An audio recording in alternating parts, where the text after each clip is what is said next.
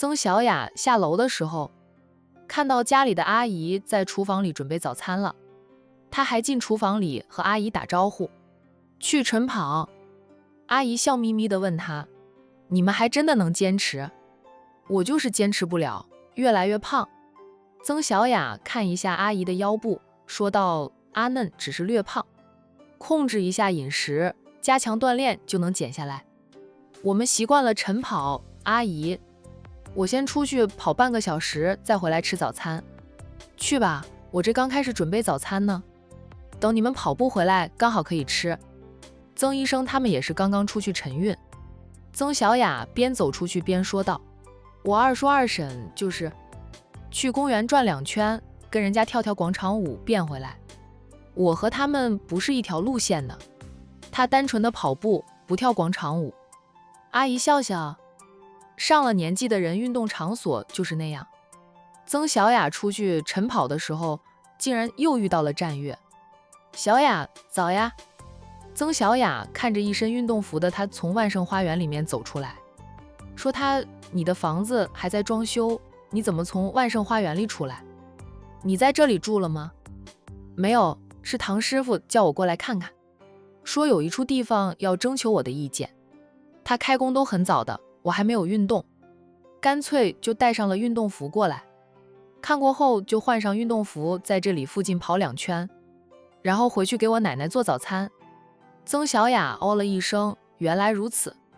唐师傅是很早开工的，天气热，早点开工凉爽一点。那一起吧，你还要回去给你奶奶做早餐吗？你家里不请阿姨？他家里都请了阿姨专门做饭的呢。战家那么有钱，不可能不请阿姨的。请了，不过我奶奶来了，我一般都是亲自下厨做给她吃。平时我奶奶都是住在老宅那边，这次来市区是住在我大哥大嫂家里，帮忙看着我小侄女。昨晚来了我这边，我跟奶奶说好了，今早给她做早餐。曾小雅笑，战奶奶是个幸福的老人家，她被你们这些小辈的关爱包围着。2人结伴跑步。战月也笑，我也觉得我奶奶是个很幸福的老人家，我们都希望等我们老了也像奶奶一样幸福。会的，你们家家风好，一代传一代的，代代如此，好家风的底蕴就会越来越好。战家是真正的名门世家，人人都很有涵养，不是富了几代都积攒不了这样的底蕴。2个人跑了半个小时便回来了。战月还送曾小雅回到诊所门口，你要回去给你奶奶做早餐，我就不邀请你进去吃早餐了。曾小雅本想邀请战月进去一起吃早餐的，考虑到她要回去给老太太准备早餐，打消了这样的念头。战月心里遗憾，面上不显。他笑道：下次吧，下次有时间，我请你吃早餐，你帮了我不少忙，我都还没有报答你呢。小事一桩，不用客气。曾小雅知道他说的帮忙是指装修上，他是觉得战月曾经是他的患者，现在又是楼上楼下的邻居，他信任他，请求他帮忙，他能帮就帮了。那不行，你帮我那么多，不请你吃几次饭，我总觉得欠了你很多的人情未还。曾小雅好笑的道：等你房子装修完工，你要请唐师傅他们吃顿饭，再顺便叫上我便是，不用单独请我吃饭。他们请人装修的时候，一般开工第1天会请装修师傅吃饭，中途时你也可以偶尔请吃1-2顿，然后完工当天再请装修师傅们吃1顿。曾小雅当初就是这样做的。战月恩着，那是一定的。小雅，你快进去吃早餐吧，等会儿要上班了。我先回去给我奶奶做早餐。老太太应该也起来了，她老人家每天起来都要练一会儿太极。曾小雅嗯了一声，向她挥挥手说再见，便转身进了诊所。战月看着她进去后才转身走人。10几分钟后，他已经回到了自己家，并换过了衣服，在厨房里给老太太准备早餐了。等老太太练完太极回屋，已闻到了香味，他晃进了厨房，看到系着围裙的孙子，他问：你不是早早就去了万圣街那边吗？怎么这么快回来？我就是过去陪着小雅晨跑的，跑完了就回来给奶奶做早餐。我答应了奶奶的，今天一定会下厨给你做吃的。不能有了喜欢的人就不顾奶奶吗？老太太幸福的道，真不枉奶奶那么疼爱你们，有你们这些宝贝，奶奶真的太幸福了。下次就不用这样做了。你先给我把孙媳妇追回来，那才是重要的事。你要是不回来，还能请小雅吃早餐呢。战月说道，他一般不会在外面吃的，他家里有阿姨专门做饭的。听他说阿姨做的饭还挺好吃的，他吃习惯了。我早说了要回来给奶奶做早餐，小雅就没有请我进去共用早餐。虽有点遗憾，但来日方长，多的是时间是机会。他听我说要回来给你做早餐，夸我有孝心，还说奶奶是最幸福的老人家。老太太笑道，你这样先树立你的人设，展现你的好品性也是不错的。奶奶，我的人设就是这样，我都不需要刻意去树立人设吧。奶奶也是最幸福的老人家。老太太咪咪的笑，那是，奶奶是最幸福的老人。以前没有曾孙女，总觉得我这一辈子有遗憾，如今有了贝贝，我的心愿达成，就没有什么遗憾了。奶奶先回房洗脸换衣服，奶奶去吧，等奶奶出来就可以用餐了。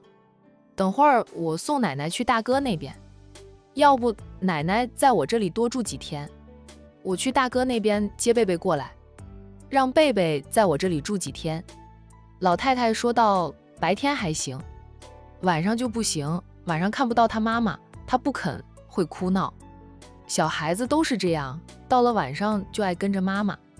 贝贝有那么多人照顾，他白天不怎么黏着妈妈，到了晚上看不到海童，他就哭闹。所以他在老宅陪着老太太时，不管多晚，海童夫妻俩都会回老宅过夜，就是为了女儿。战月那就没有办法了。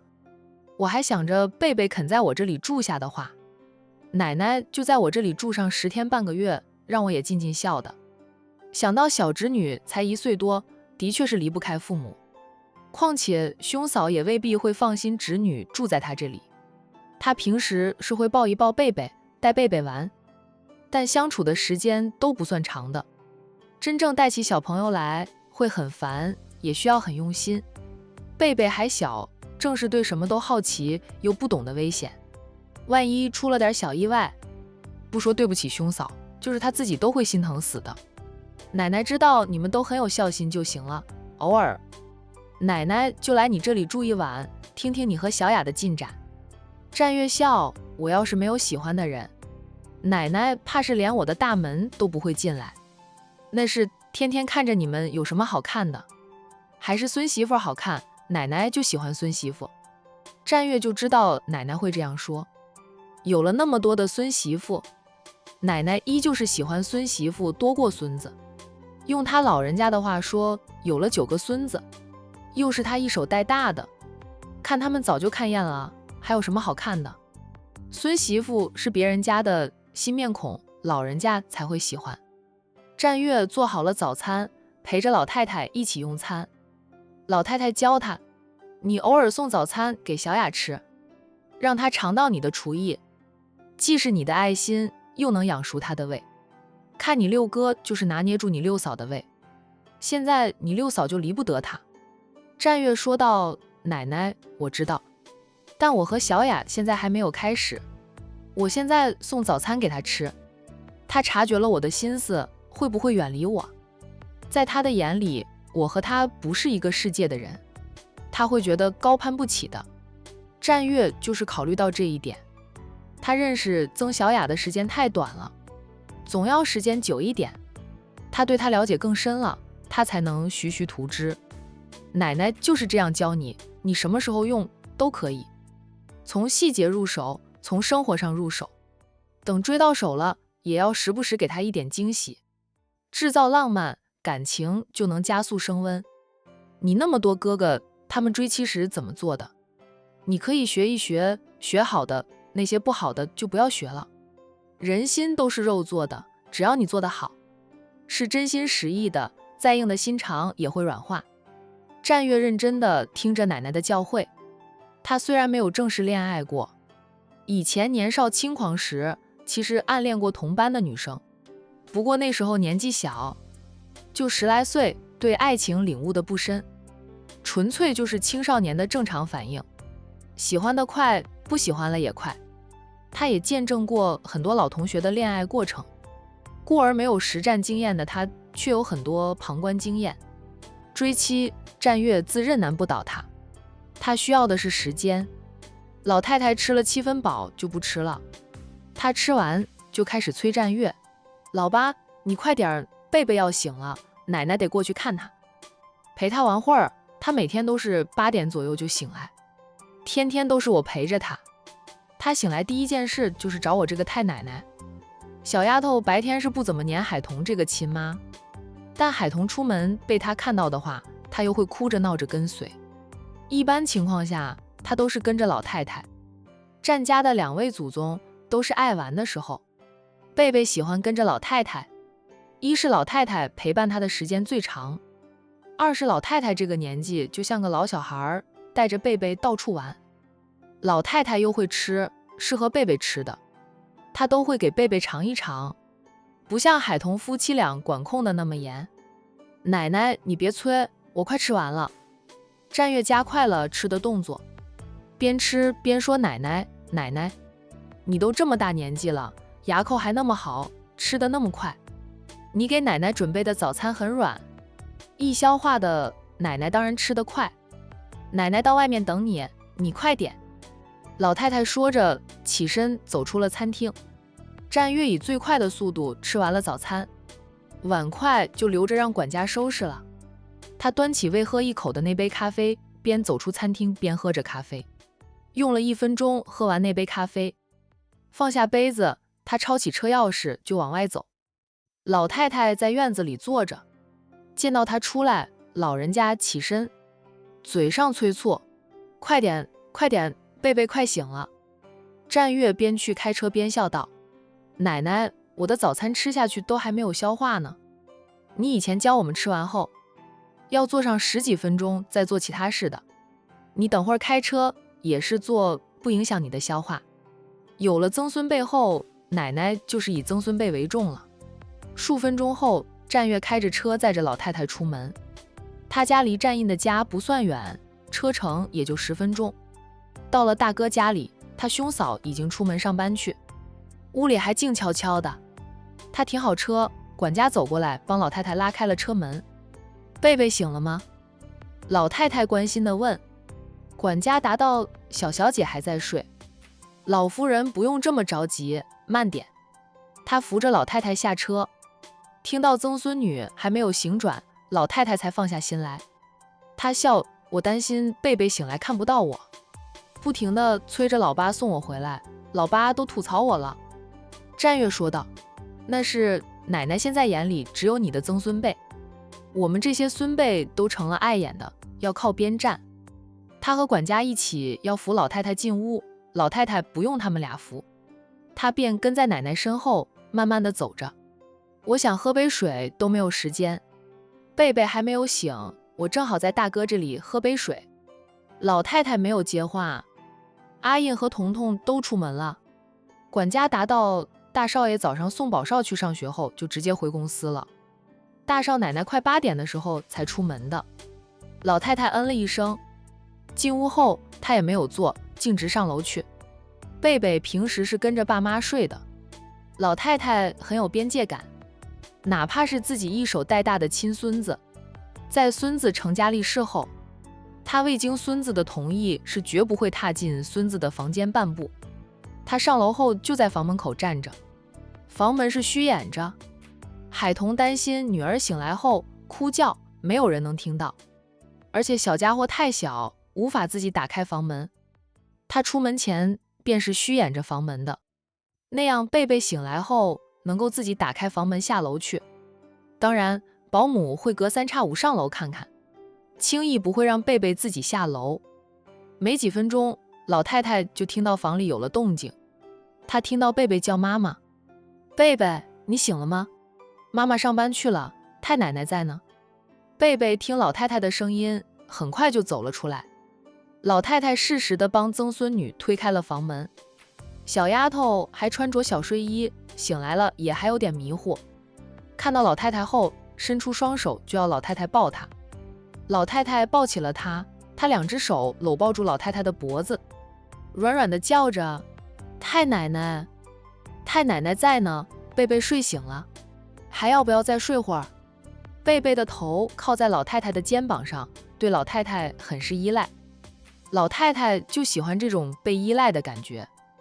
小丫头摇了摇头，她昨晚玩得很开心，回家后，妈妈帮她洗了澡，她就睡着了，连奶粉都没有喝。这一睡就睡到现在。妈妈都出门上班去了，那太奶奶帮贝贝换衣服好不好？好。小丫头奶声奶气地应着。老太太抱着她便进了旁边的儿童房。贝贝在儿童房里有一张小床，以及她日常穿的衣服。咱们贝贝要不要穿裙子？要。老太太将小丫头放坐在床上，她去给曾孙女拿来了生套漂亮的公主裙。太奶奶拿的这条裙子，贝贝喜欢吗？好像是妈妈买的吧。贝贝太多的裙子，老太太记性不如前，都不记得这些裙子是谁买的了。别说她了，就是海童都记不住，实在是太多了。占家就只有贝贝一个女娃，海童身边的朋友们生的也都是儿子，大家都喜欢贝贝，给贝贝买裙子都是几套十几套的买，买得太多，海童哪里还记得是谁买的。他叫大家不要给贝贝买太多裙子了，小孩子大得快，一年一年长大，买得太多，很多新衣服往往还没有穿过就不合穿了。贝贝更不知道裙子是谁买的，不过太奶奶说是妈妈买的，那就是妈妈买的，她喜欢穿妈妈买给她的裙子。老太太帮贝贝换好了衣服，又帮她洗了一把脸，才牵着贝贝往房外走。太奶奶，我要喝奶粉。贝贝走了几步就不肯走了，她要喝奶粉，昨晚没有喝到。老太太笑道：“贝贝不吃粥吗？行，太奶奶给咱们贝贝冲奶粉哈。”她转身又往回走。海童知道老太太不会轻易进入她和战印的房间，但老太太又要亲力亲为地照顾贝贝，故而贝贝日常要用到的、吃到的，她都备好放在儿童房里，这样方便老太太照顾贝贝。外面传来了沉稳的脚步声。奶奶，贝贝醒来了吗？是战月上楼了，在外面没有看到老太太。战月轻车熟路地找到这里来。他进房时，老太太刚冲好奶粉。贝贝醒了呀。老太太将奶瓶递给曾孙女，说：“战月，这都什么时候了，你怎么还不去上班？